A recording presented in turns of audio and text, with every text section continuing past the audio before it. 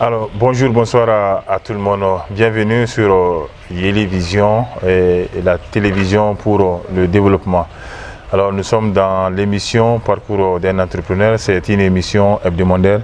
Ça veut dire tous les mercredis soirs de 16h à 17h, nous invitons un entrepreneur ou encore un écrivain sur le plateau avec qui nous allons échanger autour maintenant de son activité, échanger aussi autour de son livre.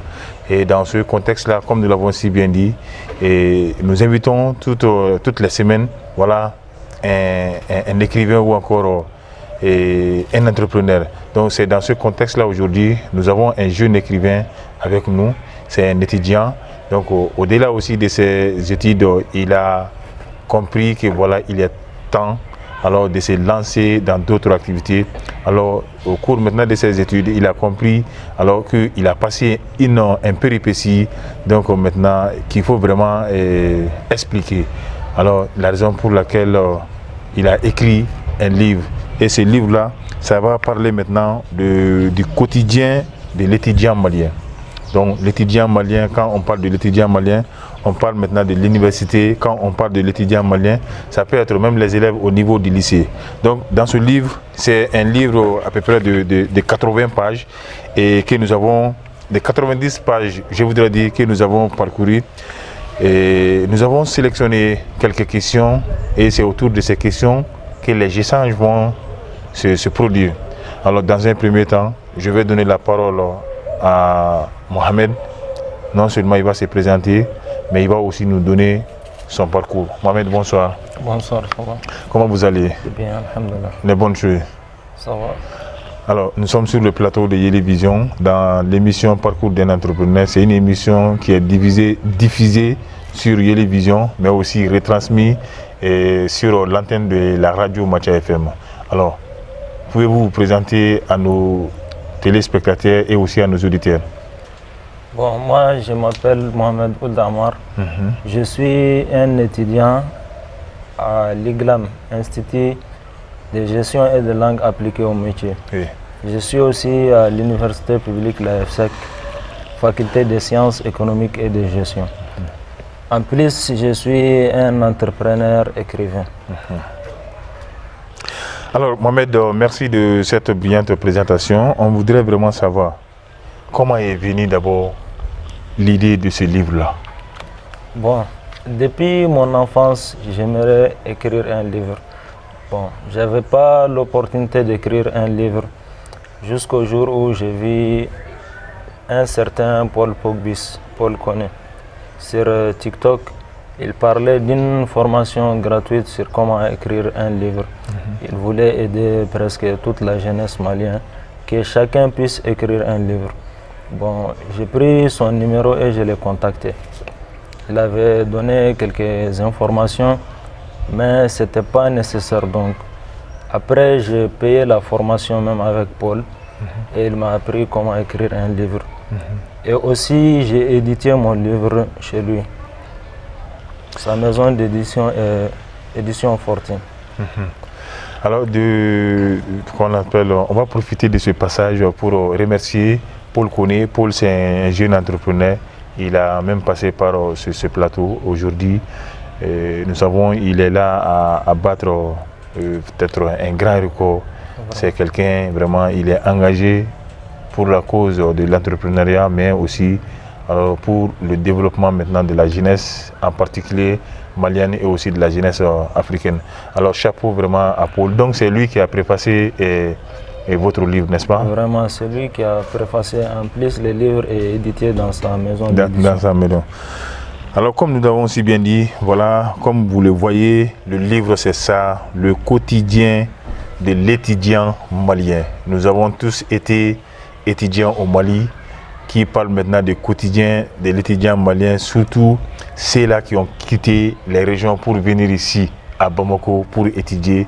Alors on sait comment la vie ça se passe sur la colline, n'est-ce pas? Aujourd'hui, on a dit c'est un livre de 90 pages, c'est vraiment courageux, un jeune vraiment à son niveau, et d'écrire un livre, et ça c'est pas dans un premier temps chose facile. Mais un livre jusqu'à 80 pages, vraiment, et vraiment toutes mes félicitations à vous, Mohamed. Alors, dans ce livre-là, vous avez parlé un peu de la misère des étudiants.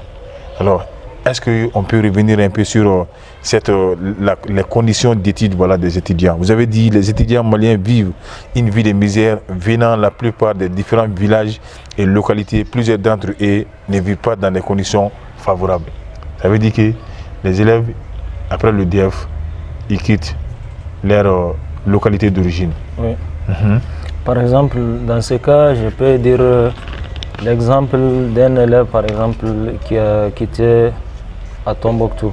C'est juste un exemple, qui a eu son baccalauréat. Donc, bien sûr qu'à Tombouctou, il n'y a pas des universités publiques. Oui. Donc, il doit forcément venir à Ségou ou bien à Bamako ici pour étudier. Donc, quand il se déplace, un élève dont les parents n'ont pas les moyens, arriver à Bamako ici, ça serait très difficile pour lui de s'en sortir. Sauf s'il a un parent ici à Bamako qui peut l'aider, au moins il va loger chez son parent et puis les petites dépenses. Sinon, au cas contraire, l'étudiant dont les parents n'ont pas les moyens, c'est pas facile pour lui de s'en sortir. Par exemple, nous pouvons prendre aussi un autre exemple sur les étudiants qui quittent leur village, qui ont eu leur diplôme d'études fondamentales pour venir au cercle. L'étudiant qui n'a pas de parents, par exemple, prenons l'exemple sur Boni, c'est juste un exemple. Un étudiant qui a obtenu son diplôme d'études fondamentales à Boni, là-bas il n'y a pas de lycée, donc il doit partir forcément à Douenza pour étudier au lycée, quoi. Donc maintenant arrivé à Douenza, s'il n'a pas de parents, il doit forcément avoir un logement et puis avoir une moto pour aller à l'école. Donc ses parents doivent dépenser. Si les parents n'ont pas les moyens, l'étudiant risque même d'arrêter ses études ou d'abandonner pour aller chercher un moyen pour satisfaire ses besoins. Justement. C'est vrai, et aussi dans ce document, dans ce livre encore, toujours dans le cadre de l'étude, alors vous avez parlé maintenant d'un petit point que j'aimerais réellement que vous reveniez sur ça. Vous avez parlé maintenant, un mouton ne peut pas prendre la même route que celle de l'hyène. Donc, qu'est-ce que vous voulez dire réellement? Parce qu'on a des catégories d'étudiants ou encore on a des qualités d'étudiants au Mali. Donc, je voulais juste dire qu'un enfant de riche ne peut pas prendre la même voie qu'un enfant de pauvre. C'est vrai. Par exemple, un pauvre, s'il n'a pas assez d'argent, il va tout faire pour que son fils étudie. Mais si c'est très compliqué, il va toujours abandonner. Alors qu'un enfant de riche, ils peuvent l'amener ici. S'il a eu son baccalauréat, il peut venir ici à Bamako pour continuer les études. Ou bien faire même à Tombouctou, par exemple, il peut faire des universités. Parce que là-bas, il y a des universités privées. Son père peut payer pour qu'il fasse ses études à Tombouctou. Ils peuvent aussi l'envoyer à l'extérieur. Donc un enfant de pauvre, ce n'est pas facile pour lui de partir à l'extérieur ni d'étudier dans les universités privées. Donc c'est ce que je voulais dire par rapport à ce contexte. Ok, voilà. Et Mohamed, encore toujours, comme nous l'avons si bien dit, voilà le titre de ce livre, c'est le quotidien de l'étudiant malien.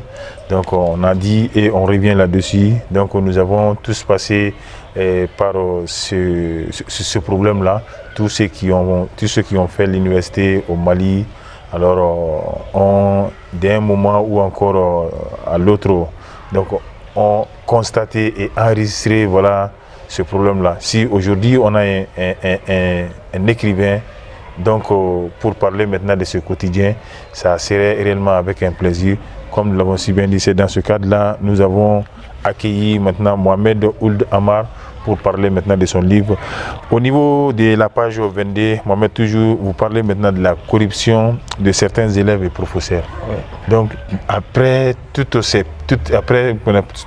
péripéties, donc il y a encore toujours la corruption au niveau des établissements scolaires. Bon, vraiment, il y a des corruptions, surtout dans les universités publiques. Disons, par exemple, le fait de tricher et puis de faire, par exemple, quand on donne un devoir, tout le monde sait que le devoir c'est individuel. Donc il y a d'autres qui peuvent le faire à deux ou bien qui peuvent essayer de tricher pour faire les devoirs ensemble. Et, bon, actuellement, on peut dire que ça diminue depuis que le colonel Assimi Goïta a pris et aux têtes élu le président. Donc ça diminue surtout le baccalauréat qui vient de passer en 2022. Oui. Il n'y avait pas assez de corruption, mais avant il y avait beaucoup de corruption. Surtout au temps où moi j'ai fait le diplôme d'études fondamentales, le DEF, c'était en 2018. C'était à peu près avant l'élection. Avant l'élection d'IBK. Oui. Donc à ce moment, il y avait beaucoup de corruption, beaucoup d'élèves sont passés d'une façon qu'on ne peut même pas expliquer. Oui. Mais actuellement, on peut dire que la corruption a diminué. Ouais, au niveau des écoles. Au niveau des écoles, ça a beaucoup diminué vraiment. Mais la corruption, comme vous l'avez si bien dit, la corruption a diminué. Mais est-ce que la délinquance Bon, la délinquance au milieu scolaire, ça existe toujours. N'est-ce pas? Ça existe toujours. Alors, on peut parler un peu de la délinquance scolaire? Bon, je peux parler, par exemple, quand les élections de l'AM pour choisir le secrétaire général, quand ça approche, il y a toujours quelques groupes. Oui. Et chacun veut être le secrétaire général. Justement. Donc il y a, le jour du vote, il y a d'autres qui viennent avec des machettes, des couteaux et autres, d'autres même viennent avec des petits fusils, des armes. Donc dans ce cas, tous les élèves, ou bien beaucoup d'élèves peuvent se blesser ce jour-là. On a vu les cas, même c'était à Douanza, si je ne me trompe pas, c'était en 2021, si je ne me trompe pas. Oui. 2021-2022. Oui. Il y avait d'autres qui sont venus avec des machettes, des petits couteaux. Il y avait même un des éléments du secrétaire général qui était blessé. Juste pour élire un secrétaire? Juste pour être le secrétaire. Donc ça veut dire qu'être un secrétaire, on a quelque chose à gagner dedans? Bon, c'est ce que les étudiants croient. Par exemple, si moi je suis le secrétaire aujourd'hui, ils croient que les secrétaires peuvent faire beaucoup de choses, c'est-à-dire faire ce qu'ils veulent. Il y a d'autres qui veulent être secrétaire juste pour faire ce qu'ils veulent. Alors que ce n'est pas ça. Être un secrétaire, c'est juste être à la tête des étudiants pour faire le bien des étudiants et non le mal. Normalement, un secrétaire d'ailleurs doit être un exemple. Vraiment. N'est-ce pas? Donc si toutes les conditions sont réunies, en tout cas un secrétaire, par exemple c'est comme un chef des étudiants. Alors quand on est chef, on doit être un exemple. Alors personne ne veut emboîter le pas d'un chef qui ne s'assume pas. Donc en tout cas ça vaut le coup vraiment d'en parler. La délinquance dans le milieu scolaire, donc c'est une situation que nous vivons fréquemment, surtout dans nos universités.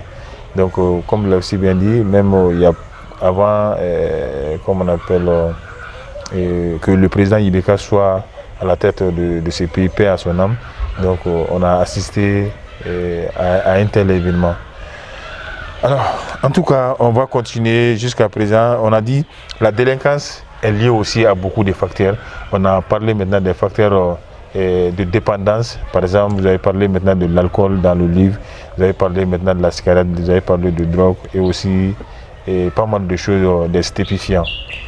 Vraiment, par rapport à ce passage, je voulais juste dire qu'un étudiant qui consomme de la drogue, par exemple, il peut venir à l'école en se saoulant, par exemple. Il ne sait même pas ce qu'il a à faire. Il peut insulter ses profs, il peut faire des dégâts à l'école.